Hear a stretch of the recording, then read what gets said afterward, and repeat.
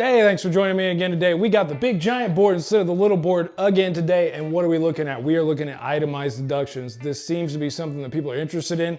And it's really a way that any individual could really control a little bit of the tax planning on their own if they have an understanding of what I'm about to show you. So we have 4 items with itemized deductions that you just have to know how they work in order to do this. 1, 2, 3, 4. There they are. Boom. And we're getting right into it. Now, the first thing to remember here is you get the itemized deductions and you're going to compare that to the standard deduction. And we'll see that come back into play here at the end of this exercise. The first one we're looking at here, medical out of pocket. You get to deduct medical expenses that you pay for that doesn't come from an HSA, some tax advantage type of vehicle. But it truly has to come out of pocket. And what are we dealing with? We're dealing with the 7.5% threshold of AGI. We got a little muffed up there. Let's fix it. Oh, that was a really good fix. But we got a 7.5% threshold of AGI. So if we're working with an AGI, as we see up here, of $100,000, we take 7.5% of that.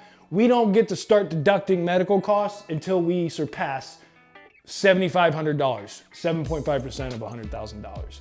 We'll put that right here just so we can look at it. Boom. But that's what we are working with. So if we come over here and we look at our expenses, what did we spend? Our out-of-pocket cost, we're calling for our medical expenses, was $8,000.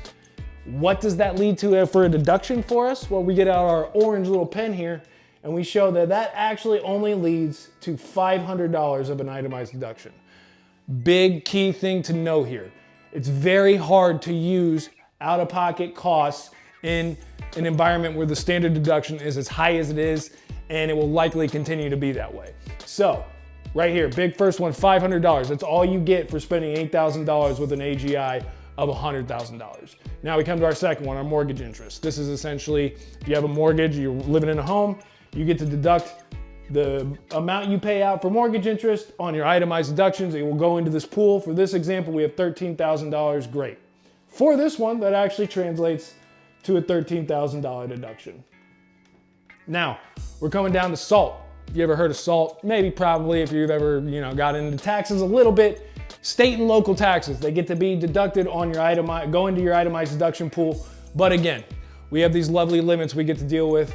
Thank Congress for that. Limit of $10,000. This could be one that could change soon with new tax law, but for now, in 2024, which is this example we're looking at, still that $10,000 limit. So in this case, we threw up $20,000, but we're working with the limit, $10,000. That's all you get. Coming right on over here. Right now we're looking pretty good, right? Even though we got that knocked down to 500, we're at about 23,500 that we're gonna get to deduct on our taxes. Great. Charitable contributions, we're gonna stack 4,000 into that. This, again, just really important to remember that this item goes into this pool. So a lot of people know charitable contributions can be deducted, but they go into this pool. They aren't just isolated on their own. So if you aren't making this picture work, as we'll see at the end of this, you may not end up being able to deduct those. And you need to, if you want to do some of your own tax planning, you just need to know how this is going to work and why it works this way. So with this example, we get this 4,000, boom. Okay, so what are we working with? We have the 23.5, we add 4 on it. We're getting 27.5 as a tax deduction. Bam, that's great. Itemized tax deduction of $27,500 looks good. We're gonna get to deduct these items, but the entire point of the exercise, if you know your taxes, you may have already known what I was getting to. The